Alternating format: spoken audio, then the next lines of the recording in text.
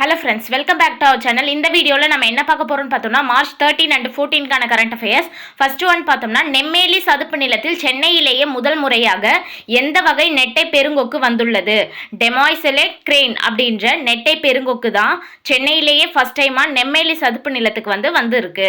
அடுத்து பார்த்தோம்னா எந்த மாவட்டத்தில் 1320 மெகாவாட் திறனுடன் ரூபாய் 13,077 கோடியில் புதிய மின் திட்டம் தொடங்கப்பட்டுள்ளது? தூத்துக்குடி மாவட்டத்தில் இருக்க உடன்குடி அப்படின்ற பிளேஸ் தான் 1320 மெகாவாட் திறனுடன் ரூபாய் 13,077 கோடியில் புதிய மின் திட்டம் தொடங்கப்பட்டுள்ளது. அடுத்து மாநில தகவல் ஆணையராக நியமிக்கப்பட்டுள்ளவர் யார்? வி விஜயராம், உயர்நீதிமன்ற மதுரை கிளை முன்னாள் துணை பதிவாளர். அவங்க தான் பார்த்தோம்னா மாநில தகவல் ஆணையராக நியமிக்கப்பட்டிருக்காங்க. மாநில தகவல் ஆணையத்தினுடைய உறுப்பினர்கள் தற்போது 8ஆக உயர்த்தப்பட்டிருக்காங்க. அப்போ இதுக்கு முன்னாடி எத்தனை பேர் இருந்திருக்காங்க அப்படின்னு பார்த்தோம்னா 6 பேர் இருந்திருக்காங்க. தகவல் அறியும் உரிமை சட்டம் 2005 கீழே 2005ஆம் ஆண்டு பிரிவு 15 படி மாநில தகவல் ஆணையம் அமைக்கப்பட்டது. மாநில தகவல் ஆணையம் ஒரு சட்டப்பூர்வ அரசியல் அமைப்பு சாராத ஆணையம் ஆகும். இதில் பார்த்தோம்னா ஒரு தலைமை தகவல் ஆணையரையும் அதே மாதிரி 6 தகவல் ஆணையரையும் ஸ்டார்டிங்கில் கொண்டிருந்தாங்க. ஆனால் மேக்சிமம் எது வரைக்கும் அந்த உறுப்பினர்கள் இருக்கலாம், அதாவது தகவல் ஆணையர்கள் இருக்கலாம் அப்படின்னு பார்த்தோம்னா 10க்கு மிகாத தகவல் ஆணையர்களை கொண்டிருக்கலாம். அதன்படி என்ன பண்ணியிருக்காங்க, மாநில தகவல் ஆணையத்தினுடைய உறுப்பினர்களை 8ஆக இன்க்ரீஸ் பண்ணியிருக்காங்க.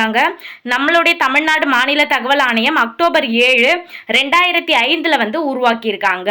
இப்போ இதுல பார்த்தோம்னா அந்த 8 பிளேஸ்ல 3 பிளேஸ் காலியா இருந்தது.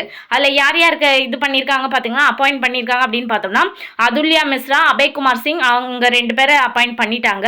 மிச்சம் இருந்த ஒரே இடத்துக்கு வி விஜயராம், உயர்நீதிமன்ற மதுரை கிளை முன்னாள் துணை பதிவாளரை நியமிச்சிருக்காங்க. மாநில தகவல் ஆணையம் பிரிவு 15 படி உருவாக்கப்படும். மத்திய தகவல் ஆணையமா இருந்தா பிரிவு 12 படி உருவாக்கப்படும். தகவல் அறியும் உரிமை சட்டம்னாலே 2005 நமக்கு தெரியும். தமிழ்நாடு மாநில தகவல் ஆணையம் எப்பொழுது உருவாக்குனாங்க அப்படின்னு பார்த்தோம்னா அக்டோபர் 7, 2005 உருவாக்குனாங்க. அடுத்து பெண்களுக்கு அதிகாரம் அளிக்கும் வகையிலும் வங்கி சேவையை அனைவருக்கும் வழங்கும் நோக்குடனும் இந்தியன் வங்கி சார்பில் சர்வதேச மகளிர் தினத்தை முன்னிட்டு எந்த நடப்பு கணக்கு திட்டம் அறிமுகப்படுத்தப்பட்டுள்ளது? இண்ட் ஆஸ்பயர் உமன் அப்படின்ற இந்த திட்டம் தான் சர்வதேச மகளிர் தினத்தை முன்னிட்டு இந்தியன் பேங்க் அறிமுகப்படுத்தி இருக்காங்க. அடுத்து பார்த்தோம்னா இந்திய தேர்தல் வரலாற்றில் முதல் முறையாக எந்த தேர்தல் ஆணையருக்கு எதிராக பதவி நீக்க தீர்மானத்திற்கான நோட்டீஸ் வழங்கப்பட்டுள்ளது? ஞானேஷ்குமார் அவங்களுக்கு தான் இந்திய தேர்தல் வரலாற்றிலேயே முதல் முறையாக தேர்தல் ஆணையருக்கு எதிராக பதவி நீக்க தீர்மானத்துக்கான நோட்டீஸ் வழங்கியிருக்காங்க. ஏன்னா இறுதி வாக்காளர் பட்டியல் வரும்போது நிறைய வாக்காளர்களோட பெயர் விட்டிருக்கிறதுனால இதில் இந்த பதவி நீக்க தீர்மானத்தை கொண்டு வந்திருக்காங்க. அடுத்து சபாநாயகரிடம் சமர்ப்பிக்க குறைந்தபட்சம் 100 எம்பிக்கள் கையெழுத்திட வேண்டும். இந்த மாதிரி தேர்தல் ஆணையரை நம்ம பதவி நீக்கம் பண்றோம் அப்படின்ற தீர்மானத்தை கொண்டுட்டு வரோம் அப்படின்னா 100 எம்பிக்கள் கையெழுத்திட வேணும். ஆனா இப்போ கையெழுத்திட்டு இருக்கிறது எத்தனை பேரு? 130 எம்பி இருக்காங்க. மாநிலங்களவை தலைவரிடம் சமர்ப்பிக்க 50 எம்பிக்கள் கையெழுத்திடணும். அதுல 63 எம்பிக்கள் கையெழுத்திட்டு இருக்காங்க.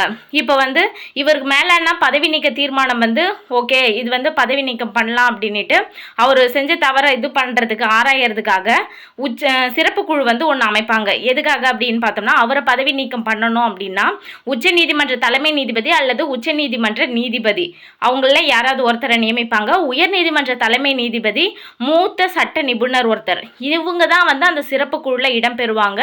இவங்க தான் அந்த பதவி நீக்க தீர்மானத்தை விசாரணை பண்ணுவாங்க.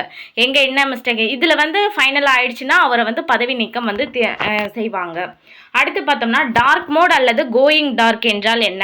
கப்பல் எந்த இடத்தில் வருகிறது, எவ்வளவு வேகத்தில் சென்று கொண்டிருக்கிறது என்பதை யாரும் அறிய முடியாது.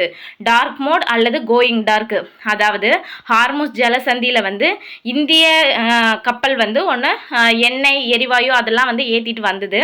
அதில் இந்த டார்க் மோட் கோயிங் டார்க் அப்படின்றத ஆன் பண்ணி வச்சுட்டாங்க. கப்பல் எங்கே வருது எவ்வளோ வேகத்தில் இருக்குன்றதுல யாருக்குமே தெரியாத அளவுக்கு அந்த சென்சாரை ஆஃப் பண்ணிட்டாங்க. அதை இப்போ தற்போது தான் ஆன் பண்ணியிருக்காங்க அப்படின்ட்டு சொல்கிறதுக்காக தான் இந்த டார்க் மோட், கோயிங் டார்க் அப்படின்னா என்னன்றதை பற்றி இங்கே பார்க்குறோம்.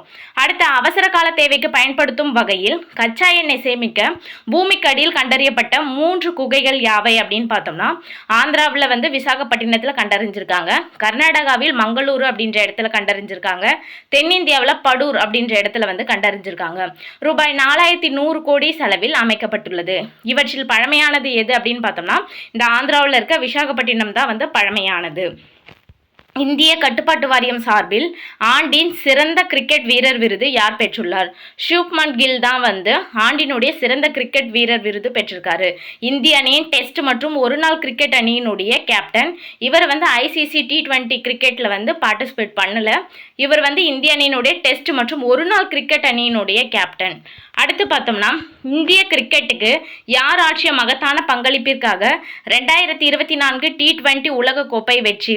கர்னல் CK நாயுடு வாழ்நாள் சாதனையாளர் விருதை பெற்றுள்ளவர் யார் அப்படின்னு பார்த்தோம்னா, ராகுல் டிராவிட் அப்படின்றவங்க தான் வந்து பெற்றிருக்காங்க. கர்னல் CK நாயுடு வாழ்நாள் சாதனையாளர் விருதை வந்து பெற்றிருக்காங்க. ஓகே ஃப்ரெண்ட்ஸ், இந்த வீடியோ உங்களுக்கு பிடிச்சிருந்தா லைக் பண்ணுங்கள், உங்கள் ஃப்ரெண்ட்ஸ்க்கும் ஷேர் பண்ணுங்கள், மறக்காமல் சப்ஸ்கிரைப் பண்ணுங்கள். தேங்க்ஸ் ஃபார் வாட்சிங்.